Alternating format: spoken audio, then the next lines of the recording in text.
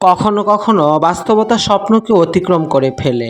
যারা বাস্তবতা মেনে নিয়ে চলতে পারে তারা জীবনে অনেক কিছু অর্জন করতে পারে।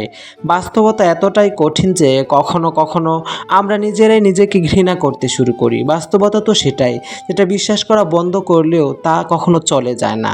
আমাদের জীবনের বাস্তবতা প্রায়শই ভুল হয়ে থাকে।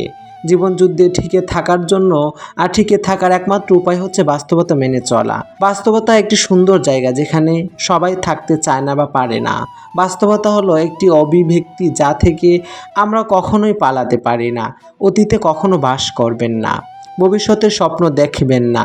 বর্তমানের মুহূর্তে নিজের মনকে মনোনিবেশ করুন। সবচেয়ে গুরুত্বপূর্ণ বিষয় হলো আমাদের জীবনকে উপভোগ করা এবং সুখী হওয়া। এমন একটি সিস্টেম তৈরি করা প্রয়োজন যে সিস্টেমে চলতে থাকলে আপনার স্বপ্ন বাস্তবে রূপান্তরিত হবে। বাস্তবতা এতটাই কঠিন যে কখনো কখনো বুকের ভিতর গড়ে তোলা বিন্দু ভালোবাসা অসহায় হয়ে পড়ে। আমরা প্রায়শই আঘাতের চেয়ে বেশি ভয় পাই বাস্তবতার মুখোমুখি হতে। বাস্তবতা মানুষের মধ্যেই আছে, তা কোথাও নেই। মানবজাতি খুব বেশি বাস্তবতা সহ্য করতে পারে না। এই দুনিয়ায় এক ব্যক্তির পাগলামির জন্য অন্য ব্যক্তি বাস্তব হতে পারে না। আমাদের অধ্যত্ত কল্পনা শক্তি এক প্রকার বাস্তব হয়ে থাকে, কিন্তু সবাই তা মানতে চায় না। কখনো কখনো কল্পকাহিনী সত্য ঘটনার চেয়েও সহজে বোঝা যায়, তাই হয়তো বাস্তবতা প্রায়শই করুণ হয়ে থাকে। আসসালামু আলাইকুম everyone, welcome to my new video. তো এভরিওয়ান, সবার কী অবস্থা? সবাই কেমন আছো? আশা করছি অনেক ভালো আছো। আমিও অনেক ভালো আছি আলহামদুলিল্লাহ।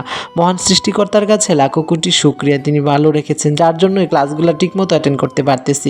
যদিও ফার্স্টে আমি যেটা করেছি, আমার মানে বিকনে অ্যাডমিশন নেওয়ার পরপরই হচ্ছে গিয়ে আমি জাস্ট থিওরি 4টা ক্লাস করেছিলাম, প্র্যাকটিক্যাল আরও 4টা ক্লাস মিস করেছি।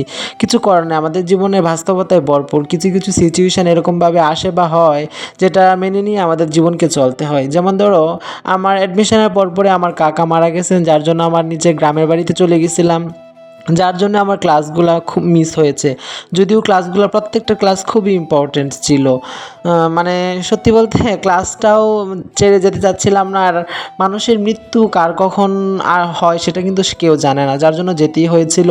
আর আমাদের গ্রামীণ কালচারে হচ্ছে 4-5 দিন থাকাও লাগে, ওদিকে থেকেছি, যার জন্য ক্লাসগুলো মিস করেছি। এনিওয়ে, স্যারের সাথে কথা হয়েছে, আমাকে সুযোগ করে দিয়েছেন, বলতেছে তুমি যেহেতু ক্লাসটা 4টা ক্লাস মিস করে ফেলেছো, ওই ক্লাসগুলো সামনের উইকে নতুন ব্যাচ চালু হচ্ছে, ওইটাতে করে নিও। আমার জন্য এটা সুবর্ণ সুযোগ, স্যারকে অনেক অনেক ধন্যবাদ। তো আজকে আমাদের ক্লাসে ছিল 3 ধরনের কাবাব।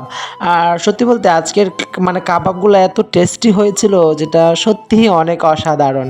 তো একটা হচ্ছে হোয়াইট কাবাব, এখানে হচ্ছে জাস্ট ক্রিম, ব্ল্যাক পেপার, তারপর হচ্ছে গিয়ে ফ্লাওয়ার, আর খুবই কম মশলা বা টক দই।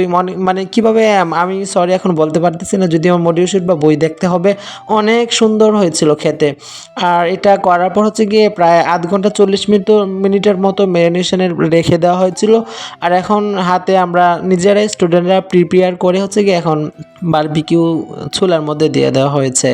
আর দেখতে পাচ্ছ কতটা লোভনীয় হয়েছে। আর আমরা আজকে মানে সবাই অনেক পেট ভরে অনেক মজা করে খেয়েছি। আজকে এখানে 3 কিলো চিকেন ছিল।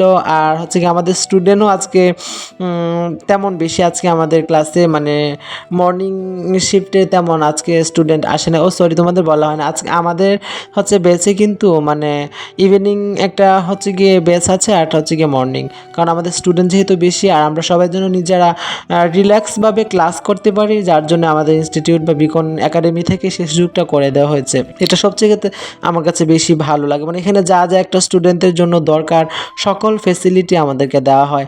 আমরা এখানে নিজে হাতে ধরে হাতে কলমে শিখি। আর আমাদের এখানে প্রত্যেকজন ট্রেনার বা টিচার যারা আছেন অনেক ভালো। ওনারা মানে নিজে থেকেই বলেন যে ওনারা বাস্তবমুখী প্রশ্ন দিয়ে বা কথা দিয়ে বুঝিয়ে বুঝিয়ে আমাদের প্রত্যেকটা রেসিপি অ্যান্ড প্র্যাকটিক্যাল মেথড, তারপর হচ্ছে গিয়ে সিস্টেম, সব কিছুই ওনারা মানে সুন্দর করে বুঝিয়ে দেন, যেটা আমাদের জন্য অনেক সৌভাগ্যের। আর এই স্যারের কথা কি বলবো, মানে উনি এত সুন্দর করে আমাদের সাথে সব কিছু মানে শেয়ার করেছেন বা বুঝিয়ে দিয়েছেন। অনেক অনেক ধন্যবাদ স্যারকে। তো আমাদের ক্লাসের রেসিপিটা তোমাদের সাথে শেয়ার করতে মানে দিলাম না, এটা হচ্ছে আমাদের মডিউল শিট বা বইয়ের মধ্যে আছে, তোমাদের সাথে আমরা একদিন শেয়ার করবো নিজে বানিয়ে বাসায়। তো আমাদের ক্লাসের আজকে ভিডিওটা কেমন হয়েছে জানিও, আর খাবারগুলো কেমন হয়েছে সেটাও জানিও। আর স্যারের সাথে কিছু ফটোশ্যুট করে নিলাম। তো ভিডিওটা ছিল এই পর্যন্ত। সবাই ভালো থাকো, সুস্থ থাকো, আল্লাহ হাফেজ।